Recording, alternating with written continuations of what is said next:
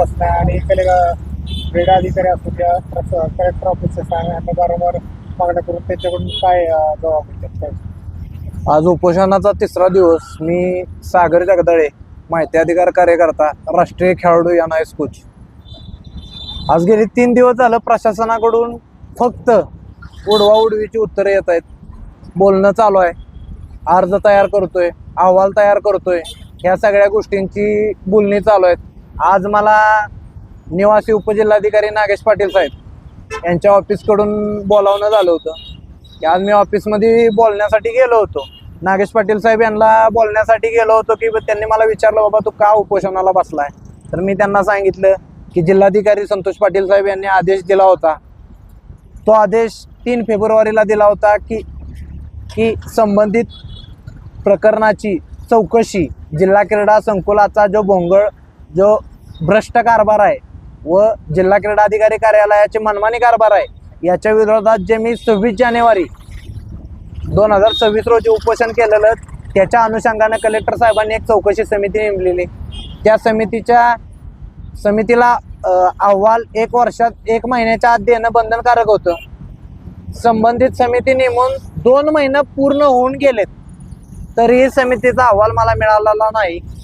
माझी अपेक्षा हीच होती की मला अहवाल मिळेल व संबंधितांवर कारवाई होईल, पण संबंधितांना पाठीशी घालण्याचं काम जिल्हा प्रशासन करतंय का, हा माझा मुख्य सवाल आहे. आज मी नागेश पाटील साहेबांच्या केबिनमध्ये गेलो असता तिथं बाधित जिल्हा क्रीडा अधिकारी कार्यालयानं व जिल्हा क्रीडा संकुल समितीनं जे स्विमिंग पूलचं टेंडर दिलंय, एक ग्रुप अंकुश कपाडिया आणि त्यांची पत्नी अनिता कपाडिया हे दोघंजण तिथं आले होते. ह्या दोघांनी माझ्या विरोधात खंडणीचा गुन्हा दाखल करण्याचा प्रयत्न केला आहे. त्यांनी शाहूपुरी पोलीस स्टेशनला तक्रारी अर्ज दिला आहे. त्या पोलीस स्टेशन करून मला कॉल आला होता की आपल्या विरोधात तक्रारी अर्ज आहे. मी त्यांना तक्रारीमध्ये स्पष्ट सांगितलं, गेले 3 दिवस झाले मी आमरण उपोषणाला जिल्हाधिकारी कार्यालयाच्या बाहेर बसलेलो आहे.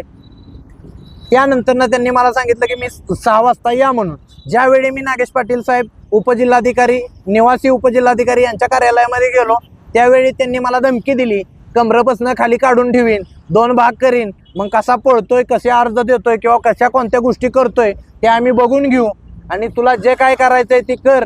आम्ही प्रशासनाला कसं मॅनेज करायचं किंवा चौकशी समिती कशी मॅनेज करायची हे आम्हाला अक्कल देवानं दिली, असं अंकुश कपाडिया स्वतः बोलले. त्याचबरोबर त्यांनी समितीला मॅनेज केलेला आहे, हा माझा एक आरोप आहे की क्रीडा संकुलचं जे टेंडर निघालं स्विमिंग पूलचं, त्यामध्ये स्पष्ट नमूद आहे की तुम्ही स्विमिंगला फक्त 1000 रुपये शासकीय नियमाप्रमाणे घेऊ शकता, पण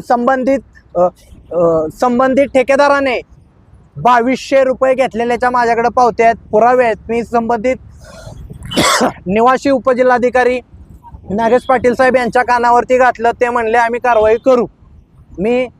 माझ्या जीवाला धोका आहे आणि मला सातारा जिल्हा पोलीस प्रशासनाकडून माझ्या जीवाला धोका आहे, त्यामुळे मला संरक्षण मिळावं व मी जोपर्यंत उपोषणाला बसलोय तोपर्यंत माझ्याबरोबर एक गनमॅन शस्त्रधारी पोलीस माझ्यापाशी माझ्या संरक्षणासाठी मिळावा, ही माझी पोलीस प्रशासनाला, सातारा जिल्हा पोलीस अधीक्षकांना विनंती आहे की माझ्यासाठी एक गनमॅन शस्त्रधारी पोलीस नेमावा, की जेणेकरून माझ्या जीवाला कोणताही धोका होणार नाही व माझ्यावरती हल्ला होणार नाही.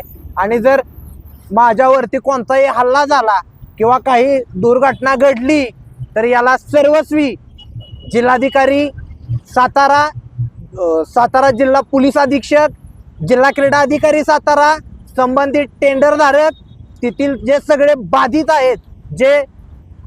आहेत ज्यांनी भ्रष्टाचार करून किंवा टेबल खालनं पाकिट घेऊन या ज्या गोष्टी केलेल्या आहेत, त्याला हे सर्वस्वी हे पूर्ण अधिकारी, प्रशासन, ठेकेदार, मक्तेदार, हॉलधारक या सगळ्या गोष्टी असतील. आणि मी व माझ्या कुटुंबाला धोका आहे, मी व माझ्या कुटुंबावर कधीही हमला होऊ शकतो. जर जिल्हाधिकारी कार्यालयात जर मला धमकी देऊ शकत असतील तर मी उपोषणाला रस्त्यावर बसलेलो आहे. इथं जर माझ्यावरती हल्ला झाला तर मी न्याय कुणाकडे मागायचा किंवा माझ्या घरातल्यांनी न्याय कुणाकडे मागायचा? तर माझी पोलीस प्रशासनाला, जिल्हाधिकाऱ्यांना एवढीच मागणी आहे की माझं कोणत्याही अशी मागणी नाही की संबंधित अधिकाऱ्यावर कारवाई करा, संबंधित अधिकाऱ्यावर निलंबन करा, अशी कोणतीही मागणी नाही. जे पण काही चुकीच्या गोष्टी झालेल्या आहेत त्या कागदावर येऊ द्या. अतिक्रमण आहे, बाहेरचं जे व्यापारी गाड्या आहेत याच्या गोष्टी ज्या चुकीच्या घडलेल्या आहेत, चुकीच्या गोष्टी आहेत, अतिक्रमण आहे, ह्या ज्या गोष्टी आहेत त्या सगळ्या कागदावर येऊ द्या आणि संबंधित समितीनं मला विश्वासात घेऊन चौकशी करू द्या, एवढीच माझी मागणी आहे.